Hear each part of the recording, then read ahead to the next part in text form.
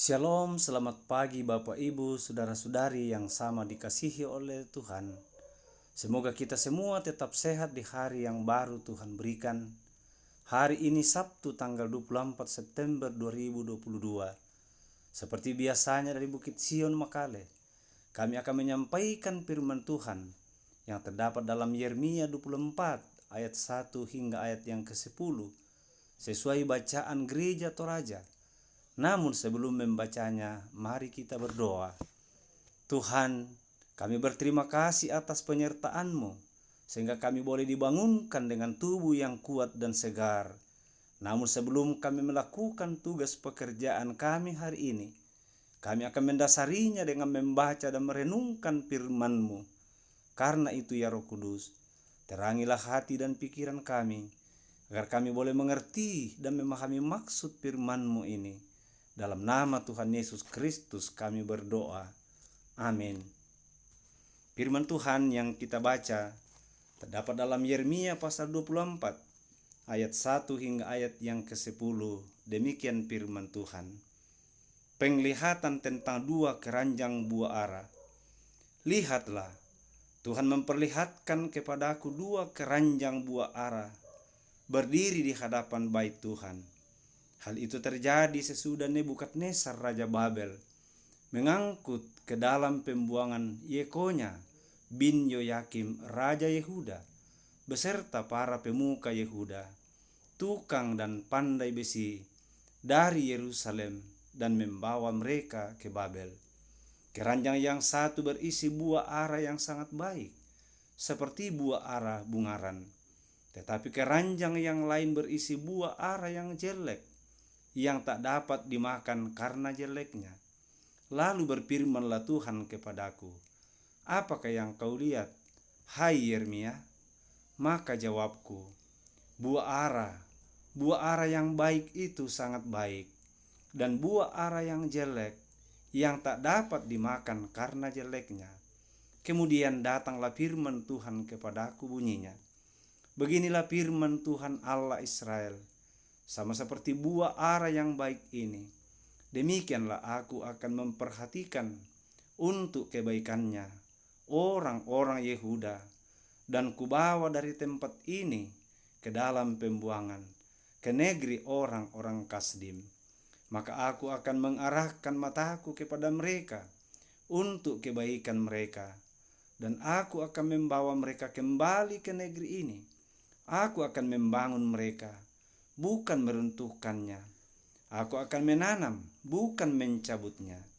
Aku akan memberi mereka suatu hati untuk mengenal aku, yaitu bahwa akulah Tuhan.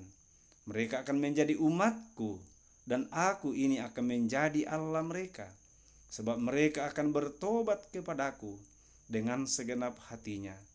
Tetapi seperti buah ara yang jelek itu, yang tak dapat dimakan karena jeleknya, sungguh, beginilah firman Tuhan, demikianlah aku akan memperlakukan Sedekia Raja Yehuda beserta para pemukanya dan sisa-sisa penduduk Yerusalem yang masih tinggal di negeri ini, dan orang-orang menetap di negeri Mesir. Aku akan membuat mereka menjadi kengerian bagi segala kerajaan di bumi, menjadi aib dan perumpamaan, menjadi sindiran dan kutuk di segala tempat kemana aku mencerai-beraikan mereka. Dan aku akan mengirimkan perang, kelaparan dan penyakit sampar ke antara mereka, sampai mereka habis dilenyapkan dari atas tanah yang telah kuberikan kepada mereka dan kepada nenek moyang mereka. Demikian jauhlah bacaan firman Tuhan. Amin. Dari keseluruhan ayat bacaan ini, dari kitab Yeremia, dari pasal 24 hingga ayat 1 hingga ayat yang ke-10, di mana diberikan sebuah tema atau judul, kesempatan masih ada, yani pokadalan bahasa Toraja di kuah suuding dan siapi tu attu.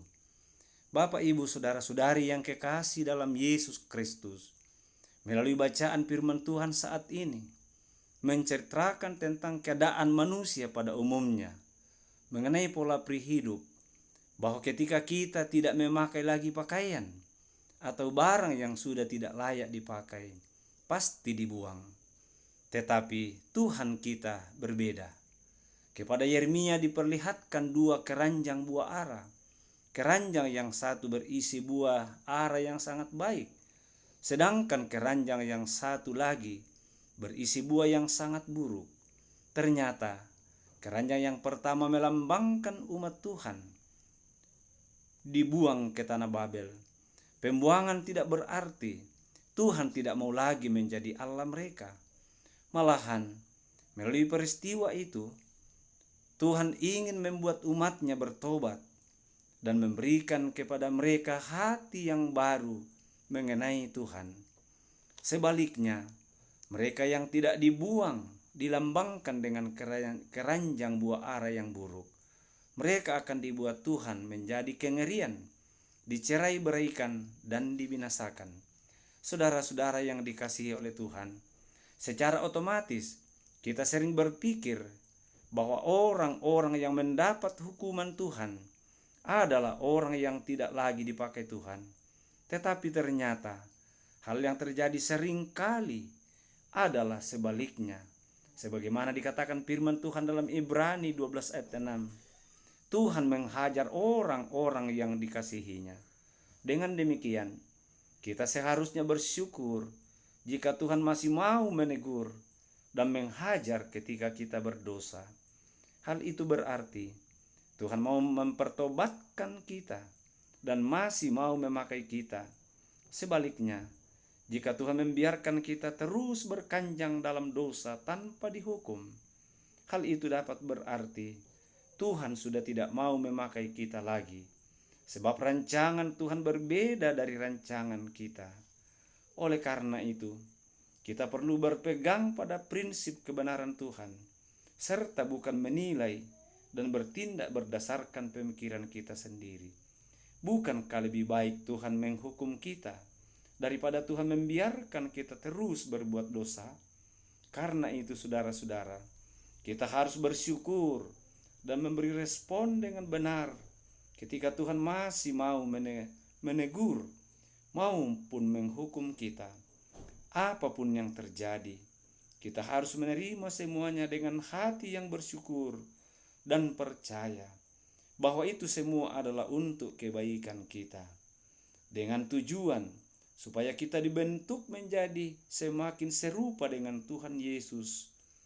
Semoga Roh Kudus tetap menuntun dan menguatkan kita untuk selalu berusaha hidup sesuai dengan kehendak Tuhan, bahwa sepanjang kesempatan masih ada, muliakanlah Allah dalam segala perkara kehidupan, kapan dan di mana saja, dari sekarang ini kekal sampai selama-lamanya.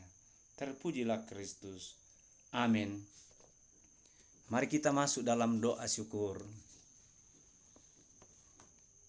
Terima kasih Tuhan atas selawatan firman-Mu kepada kami saat ini. Semoga kami tetap setia untuk selalu hidup sesuai dengan kehendak-Mu, bahwa sepanjang kesempatan masih ada, kami sebagai anak-anak ketebusan-Mu selalu berusaha hidup bersama Tuhan, karena kesempatan tidak selalu ada untuk bertobat. Tuhan, saat ini kami mau berdoa untuk kami sebagai anggota Jemaat Sion dan sesama kami yang sedang sakit, baik di rumah mereka maupun di rumah sakit. Tuhan, tililah mereka satu persatu dan sembuhkanlah mereka dari penyakitnya. Berkatilah tangan para medis dan dokter, berkatilah obat dan makanan yang dikonsumsi, semoga menjadi kekuatan dan kesembuhan bagi mereka. Kami juga berdoa bagi mereka yang berduka cita, hiburkanlah mereka, sehingga mereka tidak larut dalam duka cita. Tuhan, kami juga mau berdoa buat pemerintah kami, mulai dari pusat hingga ke daerah-daerah sekalipun, khususnya pemerintah kami di Kabupaten Tanah Toraja. Berkatilah Bupati dan Wakil Bupati dalam menjalankan roda pemerintahan. Kami berdoa juga para hamba-hamba Tuhan sebagai pembawa berita sukacita di tengah-tengah dunia ini. Beri kekuatan dan kesehatan. Tuhan, kami berdoa buat Ibu Pendeta Yusniati Puntu dan kami selaku majelis gereja bersama dengan pengurus OIG. Tuhan, berikan kekuatan dan kesehatan kepada kami semua untuk menjalankan seluruh program yang sudah dicanangkan demi pertumbuhan dan kedewasaan iman jemaat. Di dalam nama Tuhan Yesus Kristus, Sang Juru Selamat kami berdoa. Amin. Demikianlah renungan pagi dari Bukit Sion yang kami laksanakan. Atas perhatian Bapak, Ibu, Saudara-saudari, kami ucapkan terima kasih. Tuhan memberkati kita semua. Selamat beraktivitas. Salam sehat.